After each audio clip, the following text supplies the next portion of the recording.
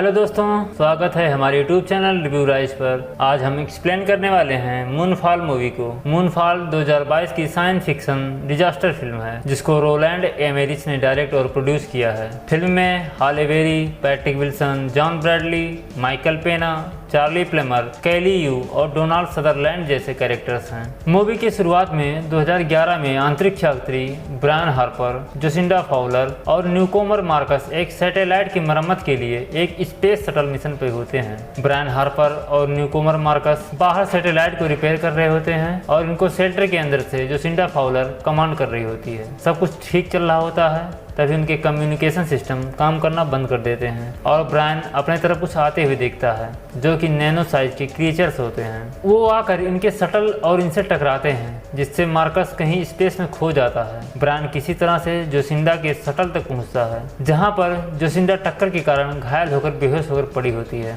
Brian Marcus से संपर्क करने की बहुत कोशिश करता है लेकिन कोई भी फायदा नहीं होता है। अब ब्रायन जोसिंडा को लेकर अर्थ की तरफ निकलता है और देखता है कि नैनो साइज वाले क्रीचर्स मून के अंदर होल बना रहे होते हैं। नेक्स्ट सीन में 18 महीने के बाद ब्रायन के वाइफ ब्रेंडा लोपेज को दिखाया जाता है जो कि टीवी में न्यूज देखती है कि स्पेस में हुए इंसिडेंट की वजह से ब्रायन को नासा से बाहर निकाल दिया गया है। ब्रायन और जोसिंडा के आंखों देखी स्थिति पर नासा के लोग भरोसा नहीं करते हैं। ब्रायन की वाइफ उससे तलाक ले चुकी होती है और अपने बेटे सोनी हार्पर को लेकर न्यू जर्सी में शिफ्ट होना चाहती है। अब हम 10 साल बाद यूनिवर्सिटी ऑफ कैलिफोर्निया में एक आदमी को देखते हैं जिसका नाम केसी हाउसमैन होता है। वो वहाँ पर साफ सफाई का काम करता है और चोरी चुपके से वहाँ के प्रोफेसर के लैब में जाकर मून के बारे में जानकारी इकट्ठा करता रहता है और वो मानता है कि मून एक आर्टिफिशियल मेगा स्ट्रक्चर है। उसे मून के ऑर्बिटल डिस्टेंस में कुछ अजीब सा देखने को मिलता है। उसे पता चलता है कि मून की ऑर्बिट अर्थ के करीब घूम रही है। अब केसी नासा को कॉल करता है और वहाँ के डायरेक्टर से बात करने के लिए कहता है लेकिन उसकी बात नासा के डायरेक्टर से नहीं हो पाती है। फिर जोसिंडा को भी नासा से कॉल आता है और वो अपने बेबी सिटर मिशेल को अपने बेटे जिम्मी का ख्याल रखने के लिए कहकर Johnson space centre Houston Texas में चली जाती है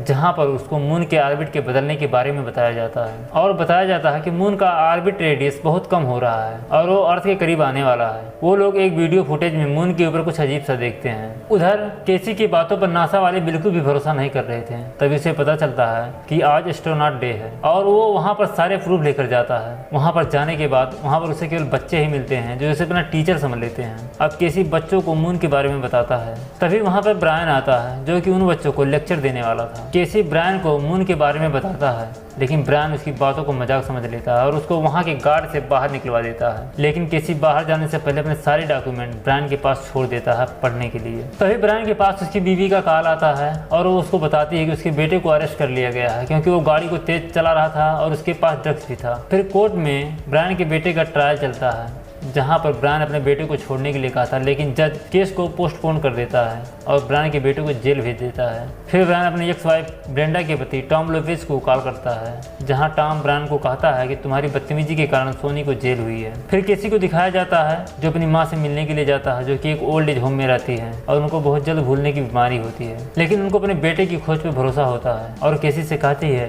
कि एक दिन पूरी दुनिया तुम्हारी बातों पर यकीन करेगी। फिर हम स्पेस सेंटर में जोसिंडा और उसके साथियों को देखते हैं जो बताते हैं कि मून 3 हफ्तों के अंदर टूटकर छोटे छोटे टुकड़ों में अर्थ पर आकर गिरेगा और उसको रोकने के लिए उन्हें मून पर जाना होगा और उस होल को देखना होगा कि उसमें है क्या और कहते हैं कि ये खबर बाहर नहीं जानी चाहिए। तभी उन्हें सोशल मीडिया पर केसी द्वारा पोस्ट किए मैसेज में मून के ऑर्बिटल बदलने की जानकारी मिलती है। उधर ब्रायन भी कोर्ट में न्यूज पर देखता है कि मून अपना ऑर्बिट रेडियस बदल रहा है और अर्थ की ग्रेविटी ज्यादा होने के कारण वो मून को अपनी तरफ खींचेगा और मून के बड़े बड़े टुकड़े अर्थ पर गिरेंगे जिससे अर्थ तबाह हो जाएगा। फिर ब्रायन की एक्स वाइफ अपने हस्बैंड के साथ अपने बच्चों को लेकर निकलने वाली होती है लेकिन ट्रैफिक की वजह से नहीं निकल पाती है। अब नासा और यूरोपियन एजेंसी मिलकर मून पे जाते हैं। इस न्यूज को सुनकर पूरी दुनिया घबरा जाती है और भगदड़ मच जाती है। लोग किसी अनहोनी के डर से ऊंचे जगहों पर जाने लगते हैं जिससे पूरे शहर में लूटपाट होने लगती है। अब ब्रायन केसी के दिए हुए कागज को पढ़ता है और उसकी वेबसाइट से काफी जानकारी इकट्ठा करता है और केसी को ढूंढने के लिए चला जाता है। उधर मून पर नासा द्वारा भेजे गए स्पेसशिप STC-62 मून पर उस बड़े से होल को ढूंढ लेता है और उसके अंदर प्रोब को भेज देता है। इधर ब्रायन केसी को ढूंढ लेता है और उससे पूछता है कि तुम्हें यह सब कैसे पता चला। केसी बताता है कि वो बचपन से ही मून और अर्थ के बारे में जानकारियां इकट्ठा कर रहा है और वो बताता है मून के पावर कोर को कुछ हुआ है जिससे वो अपना ऑर्बिट बदल रहा है। इधर प्रोब होल के 25.6 किलोमीटर नीचे जाने के बाद रुक जाता है और तेजी से बाहर की तरफ निकलने लगता है और मून की ऑर्बिट फिर से शिफ्ट होने लगती है। फिर उस होल से वही नैनो क्रिएचर्स निकलते हैं जो पूरी टीम को मार देते हैं। यह सब देखकर जोसिंडा घबरा जाती है और मून की ग्रेविटी बढ़ने के कारण समुद्र का पानी भी शहर में आने लगता है और धीरे धीरे काफी तेजी से पूरे शहर में पानी भरने लगता है। जहाँ पर केसी और ब्रायन होते हैं उस बिल्डिंग में भी पानी भर जाता है और केसी पानी में फंस जाता है, लेकिन ब्रायन उसको बचाकर ऊपर की तरफ लेकर जाता है। उधर नासा का डायरेक्टर यह सब देखकर बहुत घबरा जाता है और अपने फैमिली को कॉल करके बताता है वो सब यहाँ से बहुत जल्द निकलने वाले हैं। जोसिंडा जब ये बात सुनती है तो अपने डायरेक्टर से कहती है, क्या तुम इन हालातों में भाग जाओगे और तुम कुछ छिपा रहे हो जो तुम जानते हो। इस पर डायरेक्टर जोसिंडा से कहता है कि अब मैं नासा को छोड़ रहा हूँ और अब से मेरी जगह पर तुम डायरेक्टर हो और अगर तुम्हें नासा को जानना है तो होल्डन फील्ड नाम के आदमी से मिलना चाहिए और क्लियरेंस के लिए उसे अपना कार्ड भी दे देता है। फिर जोसिंडा होल्डन फील्ड के पास पहुंच जाती है जो नासा में पहले एक अधिकारी के रूप में काम कर चुके होते हैं। वो वहाँ पर 10 साल पुराने उस मिशन के फुटेज को देखती है जिसमें नैनो क्रिएचर्स ब्रायन के ऊपर हमला किए थे। फिर होल्डन फील्ड उसको बताता है कि 20 जुलाई 1969 को जब इंसान मून पर पहली बार गया था तो सबको बताया गया था कि अपोलो 11 का संपर्क मिशन कंट्रोल से 2 मिनट के लिए टूट गया था, लेकिन यह सब झूठ है। मिशन कंट्रोल ने उनकी फीड बंद कर दी थी क्योंकि उनको मून के सतह से नीचे कुछ टिमटिमाती हुई लाइट दिखी थी और इन सबको छिपाने का काम उन्होंने मुझे दिया था। अपोलो क्रू ने इन सभी को इस साजिश का हिस्सा बना लिया था, सिर्फ ब्रायन हार्पर को छोड़कर। और बताता है कि उन नैनो क्रिएचर्स की टेक्नोलॉजी हमसे बहुत आगे चल रही है, हम उनके सामने स्टोन एज के इंसान हैं। उन्हें रोकने का बस एक ही मौका जूलो एक्स-रे 7 था, पर उसे बजट की कमी के कारण हमेशा के लिए बंद कर दिया गया और फिर वो वहाँ से चला जाता है। अब हमें शहर के एक बिल्डिंग में ब्रायन और केसी को पानी के बीच में फंसा हुआ दिखाया जाता है, जहाँ पर वो अपने बेटे से संपर्क करने की कोशिश करता है लेकिन उसका फोन कनेक्ट नहीं हो पाता है। फिर जोसिंडा मिलिट्री से बात करती है और बताती है कि मून को वापस उसके ऑर्बिट पे लाया जा सकता है, लेकिन जोसिंडा का हस्बैंड डग उससे कहता है कि तुमने तो कहा था कि मून पर मॉडर्न स्पेसक्राफ्ट से नहीं जाया जा सकता। तब जोसिंडा कहती है कि हम रास्ता निकाल रहे हैं, लेकिन मिलिट्री कमांडर कहता है कि तुम्हें कुछ करने की जरूरत नहीं है, इसे मिलिट्री पे छोड़ दीजिए। फिर जोसिंडा अपने पति डग को रोकती है और कहती है कि न्यूक्लियर वेपन से जो ग्लोबल फॉल आउट होगा उससे पूरी दुनिया खत्म हो जाएगी, लेकिन डग कहता है कि तुम और जिम्मी मेरे साथ कोलोराडो चलो, हम वहाँ पर सेफ रहेंगे, लेकिन जोसिंडा नहीं मानती है। तब डग अपने बेटे जिम्मी के बारे में सोचने के लिए कहता है। फिर हमें ब्रायन और केसी को दिखाया जाता है जो अभी भी बिल्डिंग में फंसे हुए होते हैं। ब्रायन बार बार अपने बेटे को जेल में फोन करता है लेकिन उसका कोई भी फायदा नहीं होता है। जोसिंडा अपने बेटे जिम्मी को मिशेल के साथ कोलोराडो अपने पति के पास भेजती है।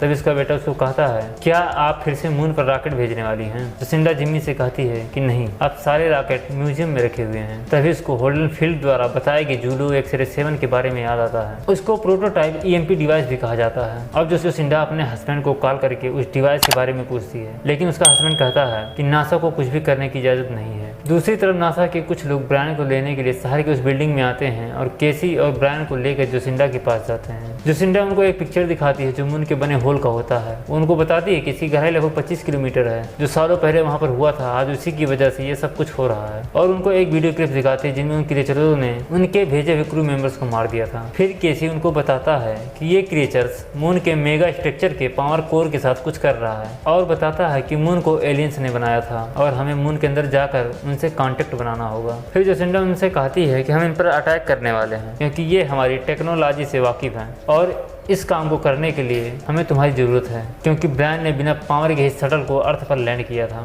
कुछ देर के बाद ब्रायन जोसिंडा से कहता है कि हम लोग मून पर जाएंगे कैसे, क्योंकि हमारी सारी शटल्स तो म्यूजियम में रखी हुई हैं। तब जोसिंडा कहती है कि एक स्पेसक्राफ्ट एंडेवर यहीं पास में ही LA में है और साथ में ही चाइनीज अपना प्रोटोटाइप मून लैंडर भी दे रहे हैं। ब्रायन इस मिशन को करने के लिए एक शर्त रखता है कि उसके बेटे सनी को जेल से बाहर निकलवाना है। अब वो लोग म्यूजियम में जाते हैं और एंडेवर स्पेसक्राफ्ट को बाहर लाते हैं। फिर न्यूज में बताया जाता है कि एशिया में अर्थक्वेक और वॉल्केनो आ रहे हैं। फिर कुछ देर बाद जहां से स्पेसक्राफ्ट को लॉन्च किया जाना था वहां पर आर्मी के लोगों के साथ जोसिंडा का एक्स हस्बैंड आता है और एक बम को दिखाता है जिसको लॉन्च करने से वो नैनो क्रिएचर्स मारे जाएंगे और ये बम एक रिमोट कंट्रोल से एक्टिवेट होता है। और कुछ देर के बाद वहां पर नासा के लोग ब्रायन के बेटे सनी को लेकर उसके पास आ जाते हैं, जहाँ पर ब्रायन अपने प्लान को सबको बता रहा होता है। तभी कुछ देर के बाद वहाँ पर एक अर्थक्वेक आता है। फिर जोसिंडा शटल के पास जाती है और देखती है कि शटल का एक इंजन काम नहीं कर रहा होता है, इसलिए वो सभी लोगों को वापस अपने घर जाने के लिए बोल देती है। लेकिन केसी फिर जोसिंडा को बताता है कि अब की बार जब मून अर्थ के करीब आएगा तो उसकी ग्रेविटी 80% बढ़ जाएगी और इस बीच में हम स्पेस शटल को लॉन्च करके मून पर जा पाएंगे, वो भी एक इंजन की मदद से। फिर ब्रायन जोसिंडा से कहता है कि तुमने तो सारे क्रू मेंबर्स को भेज दिया है, तो क्या मैं स्पेस शटल अकेले उड़ाऊंगा?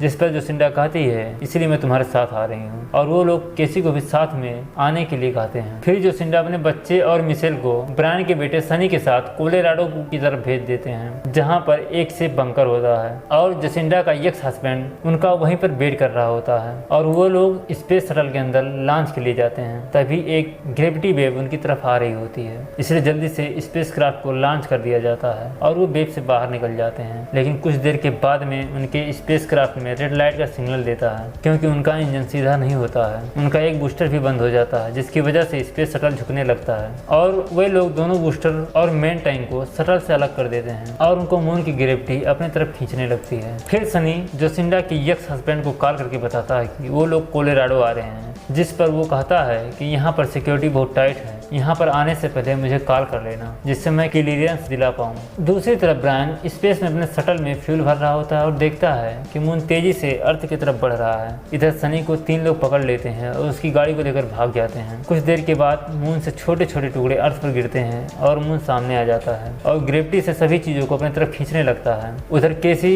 ब्रायन और जोसिंडा मून पर पहुंच चुके होते हैं। केसी मून की कुछ फोटोज को अपने फोन में क्लिक कर रहा होता है, तभी जोसिंडा उसको देखती है, लेकिन केसी उससे बताता है कि उसका फोन एयरप्लेन मोड पे है। फिर ब्रायन लैंडर में ईएमपी डिवाइस को लेकर होल के पास में जाता है और लैंडर के इलेक्ट्रॉनिक्स को एक्टिवेट करके ईएमपी डिवाइस को होल के बाहर छोड़कर वापस स्पेस शटल एंडेवर में आ जाता है, जहां से वो देखता है कि नैनो क्रीचर्स उस होल से बाहर आ रहे हैं और ब्रायन ईएमपी डिवाइस के रिमोट को एक्टिवेट कर देता है और फायर करने के लिए रेडी होता है। लेकिन वो नैनो क्रीचर्स ईएमपी डिवाइस के करीब न जाकर उनके शटल की तरफ बढ़ने लगते हैं और ब्रायन ईएमपी डिवाइस के रिमोट को तोड़ देता है। लेकिन वो नैनो क्रिएचर्स फिर भी नहीं रुकते हैं और उसके शटल को जकड़ लेते हैं। तभी ब्रायन को केसी के फोन के बारे में याद आता है और उसको अपना फोन ऑफ करने के लिए कहता है, लेकिन फोन को ऑफ करने में समय लगता है, जिससे ब्रायन उसके फोन को तोड़ देता है और वो नैनो क्रिएचर्स वहाँ से वापस चले जाते हैं, जहाँ पर इनको ये पता चलता है कि उन नैनो क्रिएचर्स को इलेक्ट्रॉनिक इन्वायरमेंट में ऑर्गेनिक मैटर को ढूंढने के लिए बनाया गया है और वो ऑर्गेनिक मैटर इंसान है, यानी कि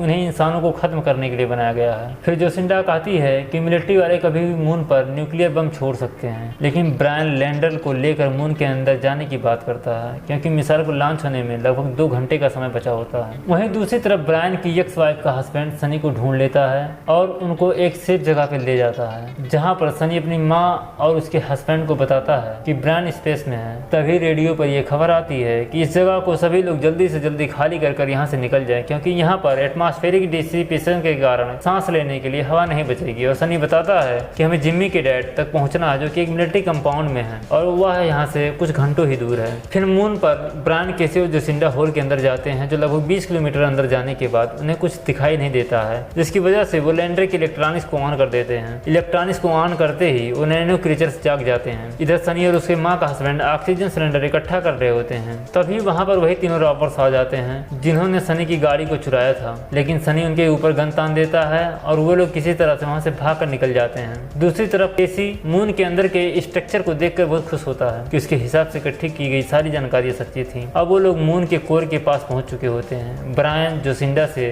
डेटोनेटर रेडी करने के लिए कहता है और कोर के करीब पहुँचने पर रोवर को रिलीज करने के लिए कहता है। तभी नैनो क्रीचर्स उनके लैंडर पर अटैक करने वाला होता है, लेकिन उनके लैंडर को कोई और कंट्रोल करने लगता है और एक मजबूत दरवाजे के अंदर लेकर चला जाता है, जहाँ पे तीनों बेहोश हो जाते हैं। वहाँ पर कोई इन तीनों के बॉडी को स्कैन करता है। उधर मिलिट्री न्यूक्लियर बम को छोड़ने के लिए रेडी हो जाता है और जोसिंडा का एक्स हस्बैंड सनी को कॉल करता है और बताता है कि वो लोग न्यूक्लियर बम को छोड़ने वाले हैं। तभी सनी के पीछे वही तीनों रॉबर्स फिर से आ जाते हैं और गाड़ी से उनकी गाड़ी का पीछा करते हैं। इतने में मून भी ऊपर उठने लगता है और ग्रेविटी अपना कमाल दिखाने लगती है। वो सभी चीज़ों को अपनी तरफ खींचने लगती है, जिसमें वो रॉबर्स भी मारे जाते हैं और सनी गाड़ी को तेज भगाकर वहाँ से सेफली निकल जाता है। मिलिट्री कंपाउंड से जोसिंडा का एक्स हस्बैंड सनी को फिर से कॉल करता है और बताता है कि तुम लोग बहुत लेट हो गए हो, अब हम लोग न्यूक्लियर बम को एक्टिवेट करने जा रहे हैं, तुम लोग किसी सेफ जगह पर छिप जाओ, क्योंकि बम को लॉन्च करने के बाद में मून का बहुत बड़ा हिस्सा अर्थ पर गिरेगा और रेडिएशन भी काफी ज्यादा हो जाएगा। यहाँ पर उसको पता चलता है कि जोसिंडा भी मून पर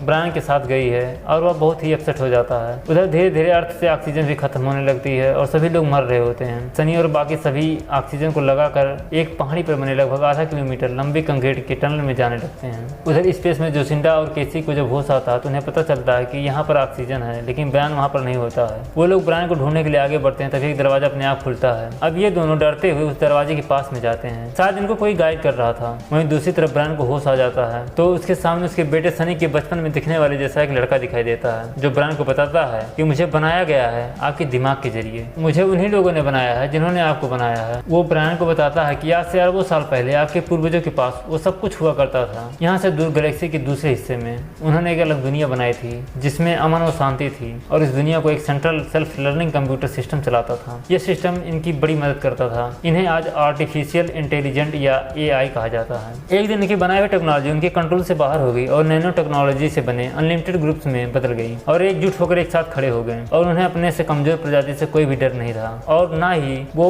उनका गुलाम बनना चाहते थे। AI ने जंग छेड़ दी और अपनी ने उनके लैंडर को फिर से उड़ने लायक बना दिया था। लैंडर की इलेक्ट्रिसिटी ऑन होते ही वो क्रीचर्स मून के कोर से अलग होकर लैंडर का पीछा करने लगते हैं। उधर सनी और बाकी सभी टनल तक पहुंच चुके होते हैं, लेकिन ब्रायन की बेटी का ऑक्सीजन मशीन काम नहीं करता है, जिससे टॉम अपना ऑक्सीजन मशीन निक्की को दे देता है और उसको टनल में पीछे मुड़े बिना जाने के लिए कहता है, और ऑक्सीजन के कारण वहीं पर मर जाता है। उधर मिलिट्री कंपाउंड में जोसिंडा का ex husband nuclear bomb launch करने से मना कर देता है, क्योंकि जोसिंडा मून पर होती है और इसे भरोसा होता है कि वो सब कुछ ठीक कर देगी। फिर मून पर ब्रायन होल्ड से बाहर निकलते समय उन दोनों से कहता है कि मैं रोवर में ही रुकूंगा और EMP को तैयार करके मैनुअल ही एक्टिवेट करूंगा। फिर जोसिंडा को केसी के साथ लैंडर से निकलने के लिए कहता है, लेकिन ब्रायन कुछ कर पाता उससे पहले केसी रोवर में बम के साथ चला जाता है और उनसे कहता है कि यहाँ से जाने के बाद उसके मॉम से मिलना और उससे कहना कि उसका बेटा फेलियर नहीं था, और खुद को लैंडर से अलग कर लेता है। और जैसे ही वो नैनो क्रिएचर्स रोवर के पास पहुंचकर उस पर अटैक करने वाले होते हैं, केसी बम को ब्लास्ट कर देता है और जोसिंडा ब्रायन को लेकर अर्थ पर वापस आ जाती है और ब्रायन से बताती है कि अर्थ अब बिल्कुल सेफ है और मून भी धीरे धीरे अपने ऑर्बिटर में जाने लगता है। फिर जोसिंडा अपने बेटे को कॉल करके बताती है कि वो लोग सेफ हैं और न्यूयॉर्क में क्राइलर बिल्डिंग के पास में है। लैंडर में लगे ट्रैकिंग डिवाइस की मदद से उनको ढूंढ लिया जाता है और सभी लोग एक साथ मिलते हैं, जहाँ पर ब्रायन को पता चलता है कि उसकी वाइफ के हस्बैंड की डेथ हो चुकी होती है। और सनी जब केसी के बारे में पूछता है तो ब्रायन उसको बताता है कि उसी ने इस दुनिया को बचाया है और साथ ही साथ मून को भी। और मूवी के लास्ट में केसी को मून पर दिखाया जाता है, जहाँ पर उसको ऑपरेटिंग सिस्टम के जरिए पता चलता है कि अब से वो भी मून का हिस्सा है और अब हमें शुरू करना चाहिए। जिस पर केसी पूछता है कि क्या शुरू करना चाहिए, और ये मूवी यहीं पे खत्म हो जाती है।